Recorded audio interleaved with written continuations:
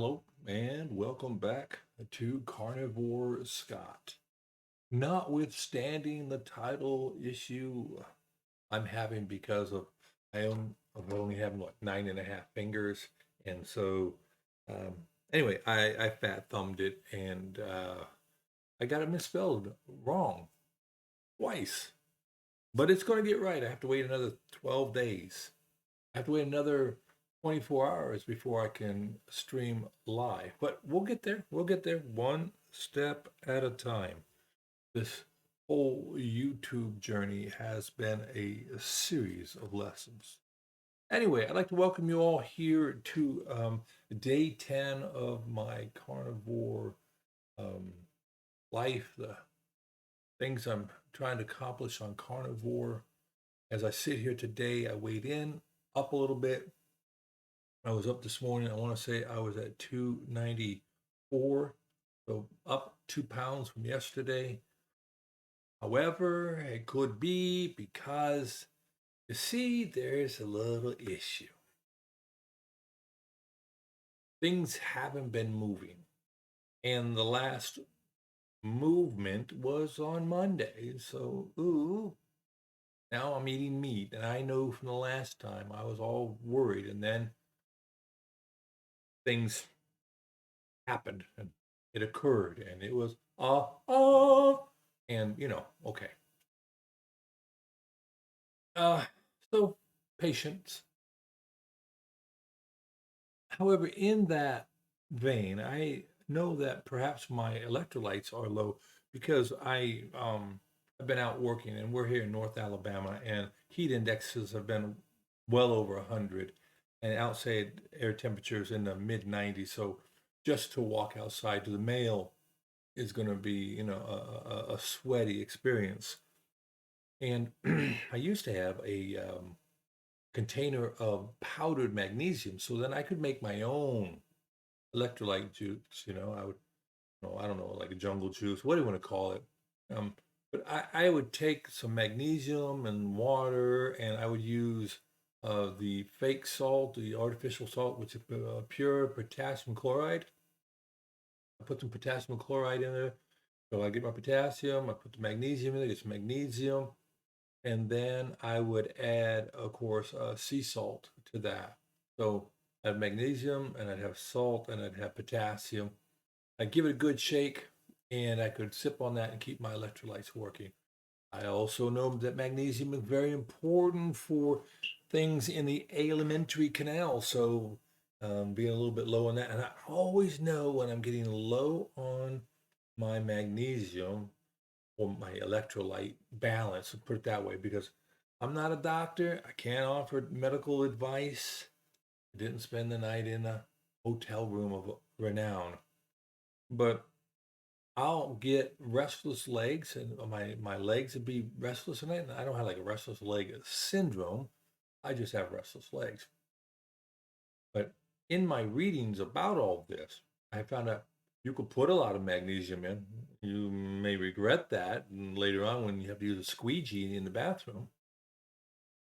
But it's a balance. You have to have them all right. You just can't willy nilly throw things at problems and not understanding the cascade of events that are ahead of it and the cascade of things that are downstream from whatever it is you're doing. Our bodies are a great big walking chemistry experiment project. And what we put in impacts what's inside and what happens elsewhere and outside. So with that, today I went to a local health food store looking for some magnesium. I had to say it right. Probably won't. Glycinate. I wanted to get the glycinate form of the magnesium. However, one, it was expensive. Two, it only came in capsule forms, and I want to have it in a scoop. Along the way, I looked this up because I said the glycinate form of magnesium is the most bioavailable. So in other words, we'll eat it and digest it. And I cross-referenced that by looking about what is the most common form of magnesium in the foods we in meat, and it said magnesium glycinate. Yeah. Now I know chemistry can get a lot more complicated. I can't get down into double bonds and the covalence and all these things and how electrons are shared and things are broken and where your single bonds or double bonds and all that. I'm not going to get into that because I can't. There are really smart people out there, you know. I'm sure Dr. Chafee can do that. Dr. Barry could get down into that. I'm fairly certain there are a number of professionals out in the YouTube University area that can get down, like Dr. Benjamin Bickman, Jason Fung. They can get down into that area. I'm just going for the glycinate. Come on, cut me some slack. So going for the glycinate form, I didn't find it. So instead, I got a magnesium carbonate, which will of course mess a little bit with my antacids. So I'll be very judicious with that. I have some magnesium citrate I can take also. So I have a couple forms, and if nothing else, I can always add Epsom salt, which is a form of magnesium too. So Epsom salt, no salt, regular salt, and you pretty much got it there, right? Okay.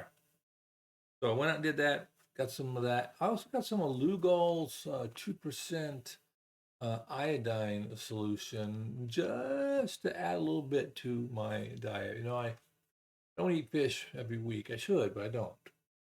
And I salt my food, but not crazy. And I don't eat a lot of processed food, so I'm not getting any other salt other than what I add to my diet that's iodized. So I'm going to add a little bit of that Lugol. It says I can take it my weight. I could take 2 drops in a whole glass of water 3 times a week.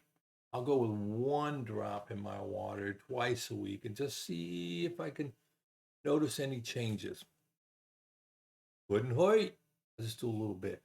But if you use that too much or full strength, oh my gosh, the impacts are horrendous. And you can actually use it as an antiseptic as it is. So got to be careful. Got to be careful. A lot of these holistic combinations of chemicals and foods can cause harm. So we have to be very, very careful. So, oh, hey, here is what do you call that? A non-scale victory, an NSV, a non-scale victory. This morning I woke up and I looked down at my ankles because my ankles are my worst. I'm gonna have to take some pictures documenting. I just feel weird taking pictures of my ankles. In my case, cankles. I've damaged my ankles a lot over the years. I used to like to try to play basketball. I wasn't any good, but I put a lot of effort into it. But I mean, if I set a pick, you need a bus ticket to get around me. Pretty solid. 6'5", 300+ pounds. You hit me, you're gonna feel it. Anyway, problem was I couldn't roll off it in my own self. Uh, but I broke my foot one time in 6 places. And that was no bueno. And then I've heard it numerous times and sprained and done. And so I've got horrible, horrible ankles. But I have a lot of edema, grade 3, 4, 5, I don't know. You put your finger into my shin bone and that dent will be this big around. Well, okay, only that big around, but it will persist for 5 minutes or something like that because I get a lot of edema in my lower extremities because my valves aren't working right. I need a new valve job. Unfortunately, I don't think I can get a new valve job. What I'm gonna have to do is lose this weight, walk, and I have those real sexy socks. You don't know sexy until you have to wear those compression socks and you're only in your 40s. So you don't wear them. You just deal with the edema. And then you start wearing them in your 50s, but then makes your toes get crossed over because there's so much spandex in them. And I stopped wearing them, but then I'm back to Cankleville. And then I do carnivore and I shed a bunch of water. And this morning, my right ankle, I looked down at my foot and I go, oh, what happened? It looked like I thought I broke it maybe overnight or something, but it was just an ankle bone pointing straight out. Well, actually it was on the inward side, I guess the medial direction. It was, and I was like, I've got an ankle bone. I've heard people talking about having collarbones. I'm hopeful. But I had an ankle bone this morning. I was so happy about my ankle bone. Then I looked at my left ankle and said, hey, buddy. He's like, hey, how you doing? It was the same.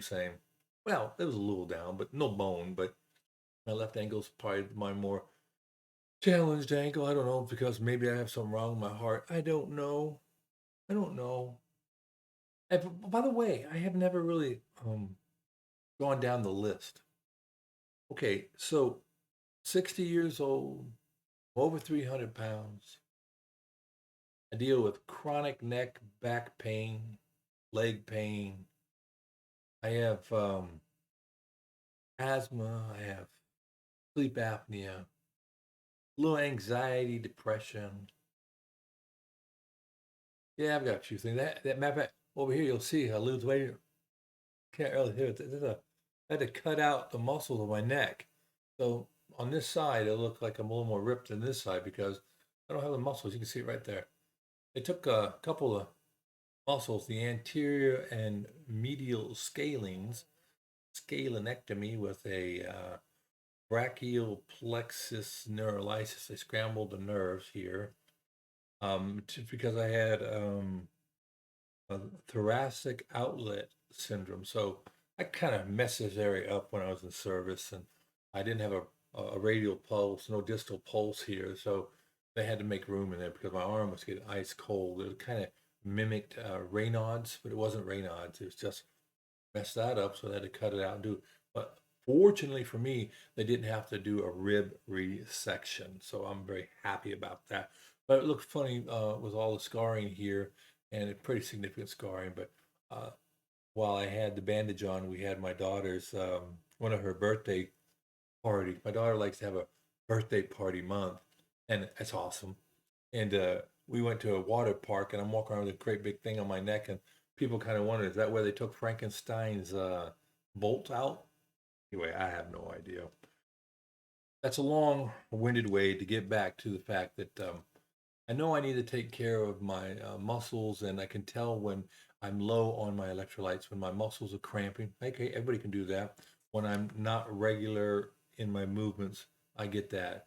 So I wanted to get that magnesium to add to my concoction so I can stay regular, so I won't uh, have issues there. Because, well, that's what I want to do. I mean, I've been in the service. I mean, you're in the service, you get to eat strange and wonderful food in strange and wonderful countries, and you get to be under a lot of stress, and that stress doesn't make the go happen.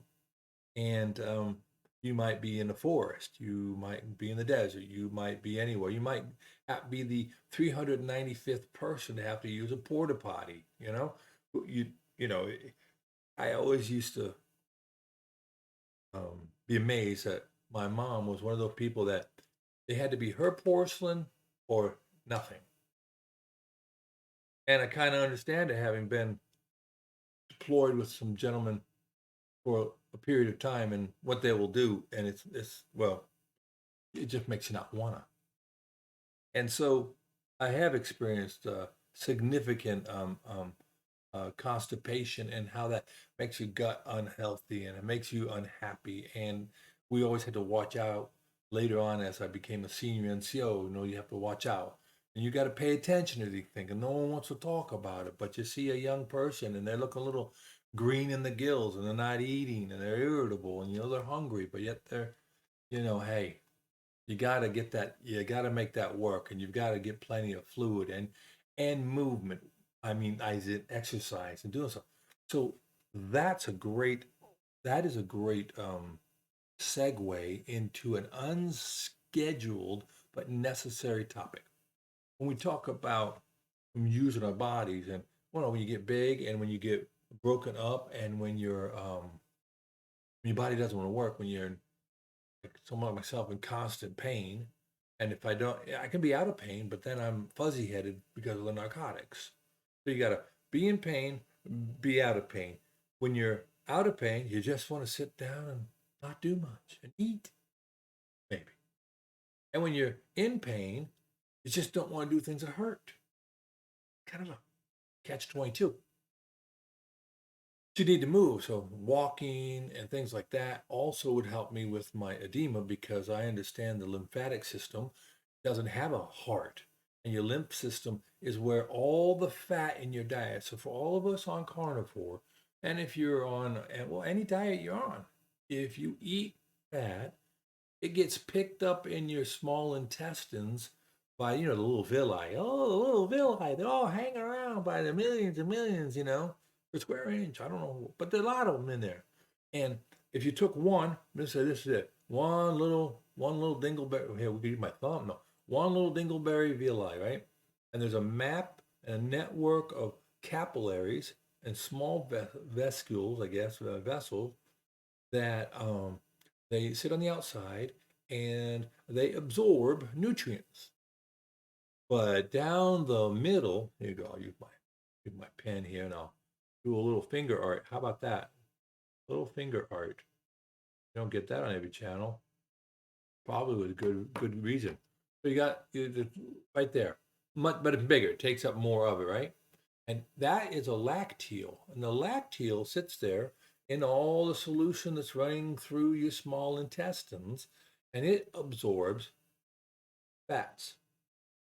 And the fats get absorbed, and they go through magic, and they go across, I guess, epithelial and whatever layers, and it ends up in your lymphatic system. And then that lymph just sits around and hopes that it gets moved. Now you have peristaltic motion in your gut, so your gut's gurgling and moving and doing. Even when you're sitting still, it's doing its thing. Unless you have a slow gut. Hold your hand up. And you need to move to pump that lymph up out of your vessels and get it moving up, and it gets into larger and larger lymph systems to finally get um, uh, dumped into a cistern. And there's a cistern somewhere in around here that's where it all gets blended with your blood. But until then, that fat is moving all around in your lymphatic system. And if body parts need some, they can get some. And it's a great big magical mystery to me. But it's what happens. And so if you don't move, you don't get that lymph moving. If you don't move, that's part of the problem with edema. And I can say that because that's me. I love to sit down. I love to be in front of the internet. I like to do sedentary things. Now there was a time when I was very active, but it doesn't help me a bit right now. I got to be active today. We all have to be active today, every day. When I was stationed overseas in Germany, the you'd see senior people and other people, all the people getting up after dinner and going around for a walk. Well, turns out they may not have had the exact medical science of understanding why that was beneficial, but the in fact called empirical experience, just the anecdotal experience that they lived was when we go for a walk after a meal, we tend to look better and feel better. Well, that lymph is moving around your body. And many of the calories you ate, if they get into your bloodstream, then before they get to your liver, your body can use them. Hey, I need a little bit of that, Joey. Hey, Georgie, send me some of that. Oh yeah, I need it. So your big muscle groups in your legs, where your big muscles are in your legs and in your back, these large muscle groups as you're moving and you're pumping, your shoulders, all these different things are going, and all that stuff is getting moved around where it needs to go. And you got the little valves that sit there and they go open, let it go up, close, don't let it come down. Open, let it go up, close, don't let it come down. So for me, it says open, open, open. Oh, it just opened. Let everything flow down like gravity into my cankles. Okay. It's a really big issue too for people who have cancer surgery, particularly breast cancer. Many of them, is it Christina Bates? Not sure. I think she was a spokeswoman for a condition where the lymph on the side, if they have a mastectomy, they remove those lymph nodes, that the that arm will get rock hard, swell up really huge because all that lymph is trapped in the arm with no ability to get back through and all that. And then you have to go through a lymphatic drainage, which is a whole field of study and caretakers who do lymphatic drainage. And the lymphatic vessels are very, very delicate. So you have to be careful. You have to coax the lymph. You can't just feed it. And that's why walking, just our muscles moving with proper lubrication in our body, we're properly hydrated. So anyway, long short of it is, my cankle problem is because I don't move enough and because I don't keep my electrolytes balanced. So I went out today to get some magnesium. I got some magnesium, and between that and the um, lovely Epsom salt, I can make it work. So then, you know, all this medical talk and all this, you're out there, and I'm out there on the YouTubes, and so I'm honing in on a few pages. I go out, and I probably look and have read and seen. I don't believe I'd be underrepresenting if I said the the the scope and the size of the universe of videos and people I have watched is well over 15 different purveyors of carnivore advice and lifestyles, and well over 500 videos. And I'm great for your video channel. I'm a video watcher, so I will help your watch hours. Trust me. And there are a couple I've really landed on, and there's one here recently. Or actually, I want to go with two. Technically, it'd be three. Thanks.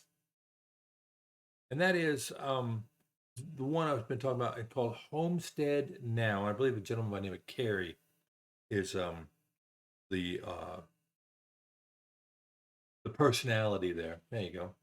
And he introduced me to Bill Nott, Nott, and it was an awesome video because Bill saw one of Homestead How videos, and he, whether it's a video or a live, I can't remember, but he commented and said, "Hey, look, I'm stuck in my house. I've been stuck in my house for 4 years. I'm 700 plus pounds. I haven't weighed myself. There are no scales that you can buy for the normal person to take you 700 pounds, right?" And so, um, Bill's in a hard way, and he put in a comment in the comment section of this video from Homestead How, and the gentleman there, Carey, he went ahead and got right back to him, and he was hoping that this other person, Bill from Alaska, would answer him. Well, he did. Anyway, long story, long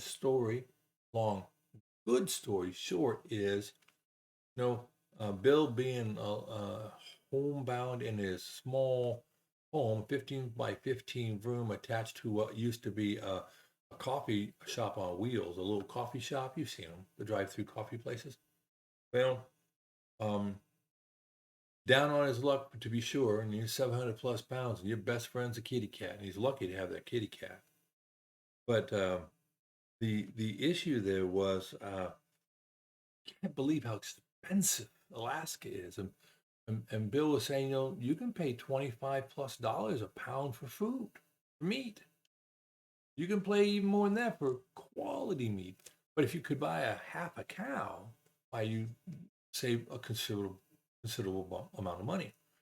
But a half a cow would be like, $2,500. So anyway, this gentleman at Homestead How and Bill, they worked collaboratively together. And today, there's over $10,000 sitting in a GoFundMe account. That is absolutely amazing.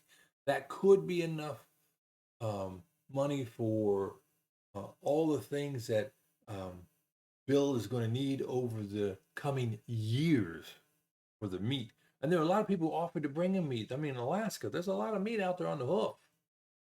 But there's a lot of logistics to that. And you'd have to store it and you have to pay for storage. I mean, you just can't put an elk in a common freezer. You need a little bit of space. That means you're going to need electricity. That also means you need to be able to get to it. But by having cash, and being able to order it and maybe working a deal out with some of the providers, he can get it sent to him in quantities that won't cause stress. I mean, can you imagine being imprisoned for years between your bed, your toilet, and a couch? And then this huge outpouring. His channel just started.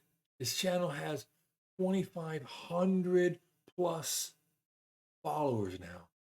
So he got right past 1,000 to get monetized. Now he has to get the 4,000 hours of viewing. And then he can be monetized and his videos and his inspiration and his journey can help pay the way forward for him. I am looking at, I don't know, 1 or 2 followers.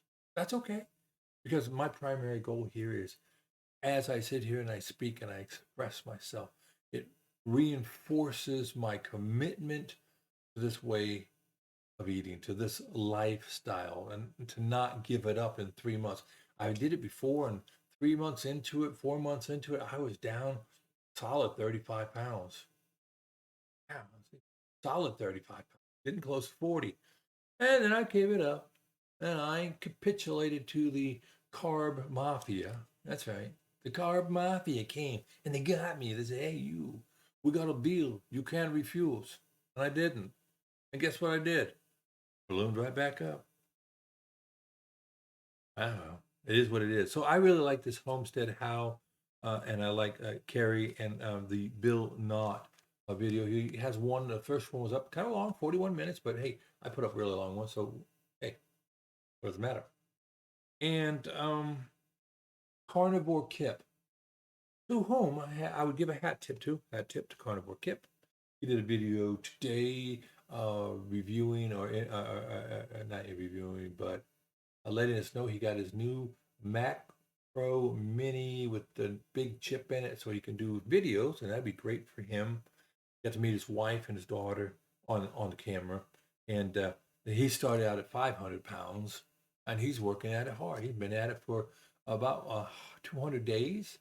And he's lost a fair amount of weight, and I encourage you to go out there. And his Carnivore Kipp handle for his channel is what I decided to do. I was going to do, Carnivore Scott, because I had my carnivore experience, and then I set up a Gmail account so you can send me email at my carnivore experience, right? I thought that's a little bit long, so I just changed it to Carnivore Scott, and then the email is carnivorescott at gmail.com.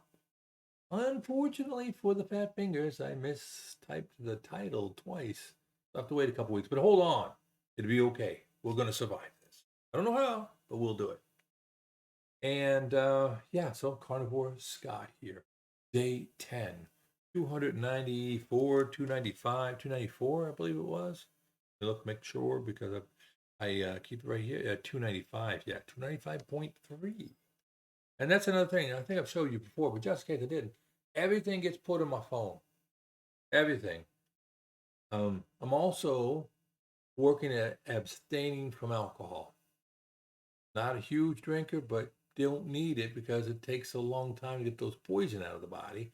Maybe that's the reason why I gave up. So I track each and every day how I did. Did I make the whole day carnivore? Did I make the whole day without a drink, which is not really a big deal? What my weight is and how the go is going or not going. So I keep it all chronicled here because I think that's, for me, that's the best tool, because I have stacks of these books all around me and there's no organization. I'm not an organized person. I am definitely not organized. Probably can tell.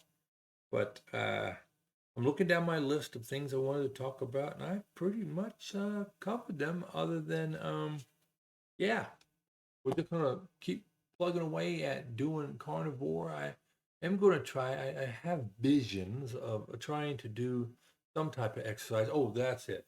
There was one exercise I know that I can do on occasion, and it helps with elimination, and that is planks on my side. I'm not going to show you a video. It's not pretty. Not, no, no. I've taken them before. I know. But you lay on your side and you prop your little head up, or you put your arm out, whichever you can do, and then you pick your hips up off the floor. So then you're like this. Well, I don't know if I can do it. You're like this. Then you let it down. Then you pick it up, and you're holding your gut in. You're keeping your back, in the neutral plane and all that. But you can look at hundreds of videos. But those side planks cause the transverse obliques. You got everybody knows about the RA, the rectus abdominis, those six-pack muscles that go right down the middle. Yeah, those are just like, from what I understand, to move your rib cage down to your pubic bone. So they just help you with the forward flexation. And they're not really going to help you have the hourglass figure. You need to work more on your transverse or obliques. So those are great, big, huge muscles. And those provide the girdle. And FYI, all those abdominal muscles are how your back gets strengthened. And they've been after me for years to do that.